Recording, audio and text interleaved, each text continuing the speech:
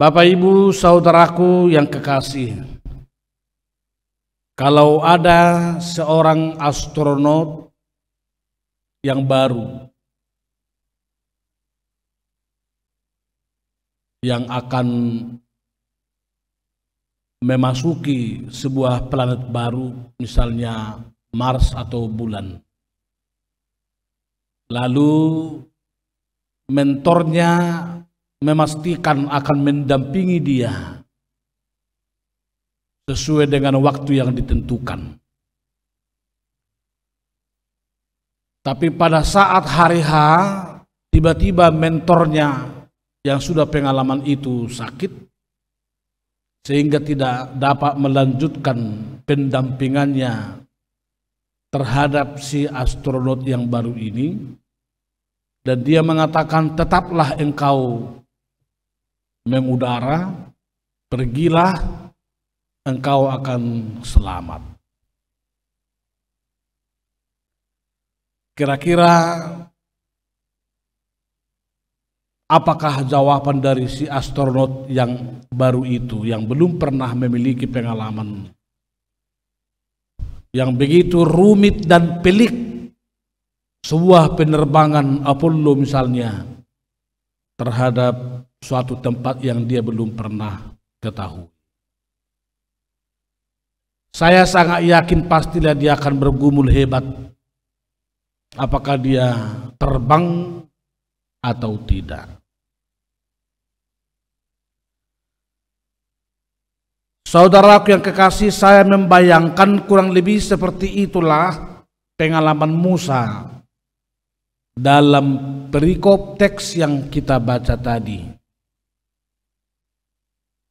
Ketika dia berada di padang gurun Sinai atau di gunung Horeb, sebuah perjalanan yang amat menegangkan, dan bahkan bila tidak dilalui dengan hati-hati, misalkan sesat atau tewas diterkam oleh binatang buas, atau karena estimasi yang tidak tepat, mungkin dia akan mati dihantam oleh gurun pasir yang hebat.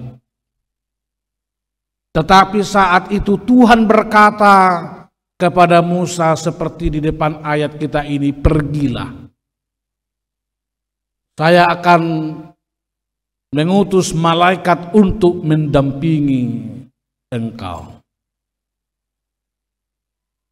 Saudaraku yang kekasih, jawaban yang diberikan Musa dalam ayat 15 itulah yang tadi kita baca. Kata Musa, jika engkau sendiri tidak membimbing kami, janganlah suruh kami berangkat dari sini. Mengarungi sebuah perjalanan yang amat kering, penuh ancaman, binatang buas, makanan yang belum tentu tersedia. Perjalanan masih panjang menuju tanah Kanaan, tanah perjanjian, tanah yang gersang. Musa menyadari dia tidak cukup kuat berjalan bersama umat tanpa Tuhan sendiri bersama-sama dengan mereka. Di depan ayat ini, saudara yang kekasih, sebetulnya Musa sudah berbicara langsung dengan Tuhan. Kalau Musa sendiri pastilah dia bisa berjalan. Tetapi umat yang degil, yang tegar tengkuk ini belum tentu mau. Belum tentu mereka bisa diatur atau mentaati apa firman Tuhan untuk mereka lakukan. Tapi Musa tidak egois. Dia tidak hanya mementingkan dirinya sendiri. Dia ingin agar umat itu meskipun tegar tengkuk, meskipun degil dan keras, tapi Tuhan kiranya berkenan juga untuk membimbing sehingga mereka boleh berjalan keluar dari gurun yang amat berbahaya itu dan menyadari tanpa Tuhan seolah dia tidak mampu berjalan ke depan. Seperti itulah barangkali juga pengalaman kita dalam hidup sehari-hari. Dikala kita menghadapi terpaan badai, resesi yang kemungkinan juga akan kita alami, tantangan dalam keluarga, tantangan dalam pekerjaan, tantangan dalam menghadapi orang-orang yang intoleran misalnya kepada kita. Bagaikan Musa ini, dia meminta tanpa Tuhan dia tidak dapat berjalan, tanpa bimbingan Tuhan dia enggan untuk berjalan. Dia menyadari kelemahan dan keterbatasan dan dosa-dosanya. Pengakuan atas kelemahan kita, atas keterbatasan kita, menjadi pintu masuk bagi Tuhan untuk menolong kita dalam mengarungi kehidupan ini. Bapak, Ibu, saudaraku yang kekasih dalam nama Yesus Kristus Tuhan kita, mengapa Musa seolah amat enggan berjalan meski Tuhan telah menyuruh berjalanlah? Kalau kita baca memang di depan ayat ini konteksnya adalah pada saat umat Israel baru keluar dari perbudakan Mesir. Dengan tangan Tuhan yang kuat mereka dibebaskan, diselamatkan dari perbudakan Mesir. Tetapi baru tiba di gurun itu mereka telah menyimpang kembali. Mereka telah memberontak kembali kepada Tuhan yang baru saja menyelamatkan hidup mereka. Itulah peristiwa di Horeb. Mereka berkumpul menempa berbagai perhiasan mereka untuk mendirikan patung lembu emas. Baru diselamatkan oleh Tuhan, tetapi mereka sudah mendirikan ilah-ilah Baal, sesembahan untuk mereka puji. Saya membayangkan kalau memang sebuah patung emas ini pastilah tidak tanggung-tanggung. Itu berarti secara ekonomi mereka cukup berada meskipun baru keluar dari pembuangan Babel. Tetapi walaupun kehidupan ekonomi mereka cukup berada, tapi ternyata mereka sangat keropos dalam iman. Tuhan yang melepaskan mereka, tetapi sekarang sudah menyembah patung-patung sesembahan. Mereka baru diselamatkan, tetapi tetap segera mereka mengkhianati Tuhan, menolak Tuhan, meninggalkan Tuhan, menghujat Tuhan. Ibarat kacang lupa akan kulitnya, baru saja dilepaskan mereka sudah lupa Tuhan. Atau ibarat pepatah air susu dibalas dengan air tuba. Pantas kalau Musa marah dan melemparkan tempat loh batu itu pada patung emas itu. Dan bahkan kita tahu dalam sejarahnya setelah itu Lewi membunuh 3 orang yang sujud kepada patung lembu itu saat itu juga.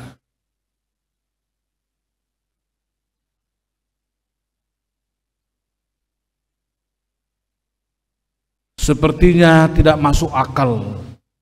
Begitu mereka cepat sekali lupa.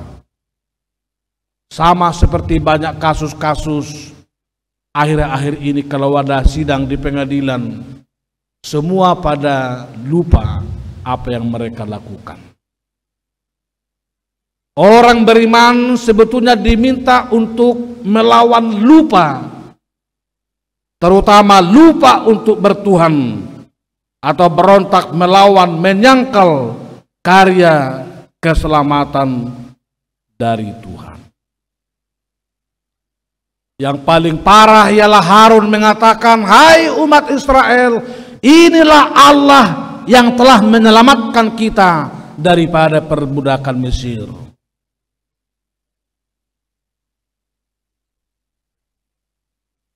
Betapa Tuhan itu dikhianati, disangkal pada saat Tuhan sedang melepaskan dia. Bukankah ini kadang-kadang saudaraku yang kekasih adalah potret dari kehidupan kita?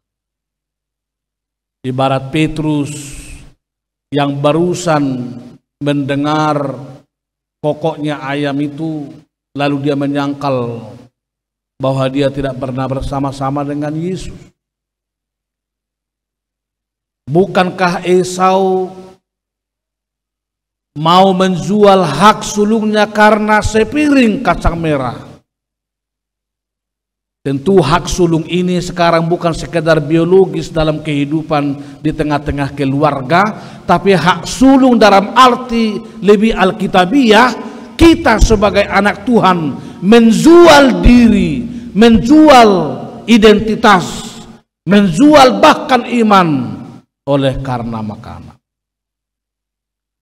Oleh karena itu berbahagialah anak-anak muda di kantor, meskipun engkau melihat wanita cantik di situ yang selalu bermain mata dengan engkau, tetapi engkau tetap setia dengan imanmu, meskipun engkau tetap bergaul dengan mereka.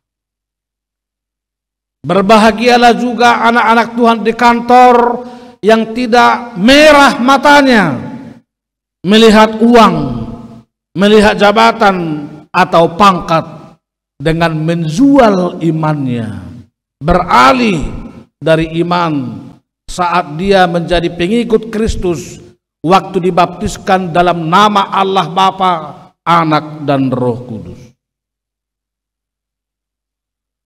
Dan bukankah kita juga kadang-kadang sering mengabaikan kuasa Tuhan dalam hidup ini, seolah-olah tidak mengakui kuasa Tuhan telah memberkati kita di dalam hidup ini.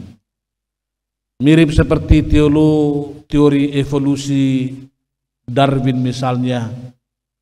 Meskipun itu sangat saintifik, sangat ilmiah, tapi tetap dalam kacamata iman kita, Tuhanlah yang menciptakan manusia itu, Hawa dan Adam di Taman Eden.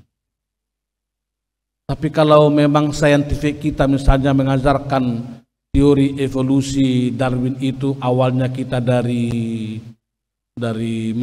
monyet, bisa saja itu bisa masih debatable sebagai orang-orang yang saintifik, tapi sebagai orang beriman kita yakin Tuhan mencipta kita sebagai manusia yang dalam rusuknya Adam itu juga terhadap perempuan, yang Tuhan cipta adalah manusia sebagaimana kita sekarang. Saudara yang kekasih, Musa berkata, "Jika engkau sendiri tidak membimbing kami, janganlah suruh kami berangkat dari sini." Musa seolah-olah berkata dalam imannya, lebih baik tidak berlanjut perjalanan ke tanah Kanaan bila tidak bersama-sama dengan Tuhan. Musa sepertinya berkata dalam iman percayanya, tidak ingin tanah perjanjian meskipun itu subur, berlimpah susu dan madu, tetapi bila Allah tidak bersama-sama dengan mereka, semua itu tidak berharga bagi Musa. Apa yang penting bagi kita dalam iman kita? Seperti Mazmur 62 ayat 2 dan 3 itu mengatakan, hanya dekat Allah saja aku tenang. Daripadanya lah keselamatanku. Hanya oleh Dialah gunung batuku dan keselamatanku, kota bentengku, aku tidak akan goyah. Saudaraku, tema minggu kita hari ini menyebutkan bahwa Tuhan itulah sumber dari segala karunia. Kasih-Nya, setianya tidak pernah terukur, dalamnya, tingginya, dan lebarnya, sebagaimana disaksikan oleh Rasul Paulus. Tetapi karena Tuhan setia pada kasih-Nya, meskipun umat itu berontak, bukan berarti Tuhan juga ingkar dengan janji-Nya. Tapi memang kita harus memahami, kalaupun Tuhan memberkati kita saat-saat kita tidak setia, itu bukan berarti Tuhan memberkati kita karena kita setia, tetapi karena Tuhan setia terhadap janji-Nya, setia terhadap diri-Nya, setia terhadap sumpah-Nya. Dan itulah sebabnya dalam kitab Bilangan, berkat Harun yang setiap minggu kita dengarkan juga di gereja ini, Tuhan memberkati engkau dan melindungi engkau. Tuhan menyinari engkau dengan wajah-Nya dan memberi engkau kasih karunia. Tuhan menghadapkan wajah-Nya kepadamu dan memberi engkau damai sejahtera. Kapan ini disampaikan oleh Tuhan melalui berkat Harun? Saat Israel berjuang di padang gurun, saat berjuang antara ancaman hidup dan mati, saat mereka berjuang melawan ancaman binatang-binatang buas atau ancaman kematian, disitulah berkat yang setiap minggu kita dengar, Tuhan memberkati engkau dan seterusnya. Oleh karena itu, meskipun misalnya para futurolog menyebutkan tahun ini penuh dengan resesi, saya yakin resesi ini tidak pernah sebanding dengan gurun pasir dahulu yang dialami oleh bangsa Israel, tapi Tuhan tetap memberkati mereka dalam situasi seperti itu, sebagaimana berkat yang kita dengarkan setiap hari. Saudaraku yang kekasih, Tuhan memberikan jaminan penyertaan-Nya kepada Musa dan umat itu, meskipun disebutkan bahwa mereka tidak dapat melihat wajah Tuhan. Mengapa, saudaraku yang kekasih? Saya sangat yakin bukan karena Tuhan tidak mau berhadapan muka dengan Israel saat itu, tetapi Tuhan tidak mau dipermainkan oleh kejahatan dari umat itu. Kejahatannya, pemberontakannya tidak patut untuk melihat wajah Tuhan. Tetapi bukan berarti Tuhan berpaling meninggalkan mereka. Sebaliknya tadi Tuhan berkata Dia akan berjalan di depan. Pada lekuk-lekuk gunung itu yang ada, biarlah mereka umat bersama Musa berdiri di situ, supaya ketika Tuhan mencerminkan wajah kemuliaan-Nya, mereka tidak mati melihat kemuliaan cahaya Tuhan yang amat luar biasa. Tapi yang terpenting penyertaan-Nya ada pada kita. Dan jaminan penyertaan itu jugalah yang kita terima saat ini. Sebagaimana kata firman dari Yesus sendiri, aku akan tetap menyertai engkau hingga akhir zaman. Bapak, Ibu, saudaraku yang kekasih, penyertaan Tuhan itu sebetulnya mensyaratkan bahwa hidup kita tidak lagi pernah terpisahkan dari kasih Kristus. Kalau kita baca misalnya Roma pasal 8 ayat 38 sampai 39, sebab tidak ada lagi yang dapat memisahkan kita dari kasih Allah. Apakah itu maut dan lain-lain, apakah itu kematian dan lain-lain, semua itu disebutkan tidak lagi dapat memisahkan kita dari kasih Kristus. Tapi pertanyaan, mengapa kita acap masih jatuh? Mengapa kita masih sering jatuh? Memang banyak orang mengatakan melegitimasi kehidupannya, ya kita kan masih hidup di dunia. Kita masih hidup dalam tubuh ini. Siapa bilang kalau tubuh juga seolah-olah pasti melakukan kejahatan dan dosa di dunia ini? Tubuh kita pun turut juga diselamatkan oleh Tuhan sendiri. Lalu mengapa kita masih sering jatuh? Mengapa orang masih sering juga tergoda selingkuh, atau melawan orang tua, atau mulut yang berdusta, atau melakukan korupsi, atau mengkhianati cinta, atau gemar berzudi?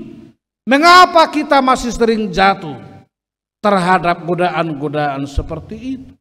Padahal tadi firman dalam Roma 8 itu mengatakan kita tidak lagi terpisahkan dari kasih Kristus. Saudaraku, saya kira kita bisa jatuh karena kita mau. Kalau kita tidak mau,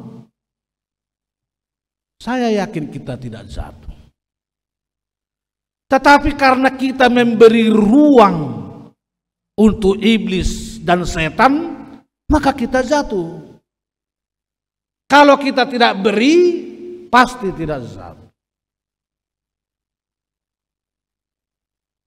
Mengapa kita masih mau jatuh? Karena kita tidak melawan, atau karena kita tidak menguasai diri. Mengapa masih jatuh meskipun sudah berkeluarga, sudah saling mencintai, dan ada yang selingkuh yang satu dengan yang lain? Ya karena kita tergoda dengan bermain mata atau kerling-kerlingan yang satu dengan yang lain. Karena kita tidak berjalan bersama Allah, atau tidak sepenuhnya kita mengandalkan Allah, sehingga dosa itu pun bisa datang kepada kita. Bapak Ibu saudaraku yang kekasih, sekiranya di depan kita sekarang ada anak harimau yang mungil, belum tumbuh giginya, sehingga kita masih mengelus-mengelus terhadap anak singa ini. Apakah anak singa ini binatang buas atau binatang jinak? Dia pastilah tetap binatang buas. Nanti lama-lama giginya tumbuh, dia akan pergunakan, dia akan memakainya, dia akan mengfungsikannya. Itulah sebuah cerita dari Alexander Agung yang memiliki seorang anak pangeran. Lalu pada saat dia berulang tahun, dia ingin sekali memberi hadiah yang paling hebat dan unik kepada anaknya itu. Lalu yang dihadiahkan ialah anak seekor singa. Tentu sudah dilatih oleh pawang-pawang agar dia mengerti bahwa itu adalah pangeran anak raja, sehingga tidak boleh diterkam. Banyak pawangnya. Tapi suatu saat lupa pawang dan majikannya memberi dia makan. Lalu singanya kelaparan. Apa tindakan singa itu? Otaknya juga terbuka bahwa rupanya di depannya ada juga makanan, yakni anak dari raja. Namanya kalau singa sudah lapar, gak penting bagi dia ini anak raja atau anak HKBP. Yang penting dia bisa makan. Saya selalu mengingat-ingat cerita dari kampung kami, Raja Lutung. Karena saya juga lutung. Konon dia dijaga oleh singa di hutan. Jadi kalau anak cucunya atau penopar dari lutung ketemu dengan singa, dia akan mengata kepada singa ini, lutung guau, anak ini lutung guau, maka singa itu akan mundur. Tapi coba kita sekarang pergi ke Bogor sana, bilang kau anak lutung, maka singa itu akan berkata, sedaima lutung-lutung mi, jangan lutung-lutung ngaison, yang penting saya makan dulu. Dosa juga seperti itu. Dia mungkin melembutkan hati kita pada awalnya, tapi dia seolah-olah memberikan kita makan, dan pada gilirannya kitalah yang akan diterkam. Maka saudaraku yang kekasih, jangan pernah bermain-main dengan dosa. Pasti dia akan menghabisi kita pada waktunya. Lalu saya jadi ingat kawan kami pernah ujian teologi di Pematang Siantar. Dosen kami dari Inggris, Dr. Baker, dogmatika, memberikan 2 soal. Pertama, tuliskanlah selebar-lebarnya pemahamanmu tentang kasih Tuhan. Lalu soal kedua, tuliskanlah juga selebar-lebarnya pemahamanmu tentang iblis. Kerjakan waktu 1,5 jam. Lalu salah seorang dari mahasiswa itu mengerjakan dengan sangat ulet dan tekun, hingga hanya 1 soal baru selesai dia kerjakan dalam tempo 1 jam 30 menit. 1 soal lagi tentang iblis belum selesai. Mikir-mikir, sudah tinggal 5 menit lagi. Lalu kumpul kata dosennya. Apa tulisan dari salah seorang mahasiswa ini? Karena dia pasti kalau dia dikerjakan nggak bisa lagi dapat. Lalu dia tuliskanlah soal nomor 2. Tidak ada waktu saya untuk iblis.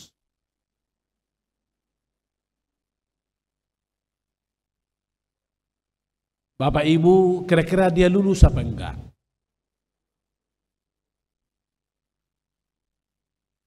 Kalau kita hanya memakai logika kita akademik, pasti tidak lulus. Paling-paling dia hanya dapat nilai 50. Tapi karena dosen ini memakai hati, iman percayanya, maka mahasiswa itu juga lulus. Karena memang tidak perlu banyak waktu untuk membahas tentang iblis. Dan khotbah ini pun tidak perlu membahas iblis. Cukuplah kita meyakini bahwa Tuhanlah sumber kasih karunia. Dan semoga kita semua diberkati, dicukupkan oleh kasih karunia dalam segenap kehidupan kita. Amin.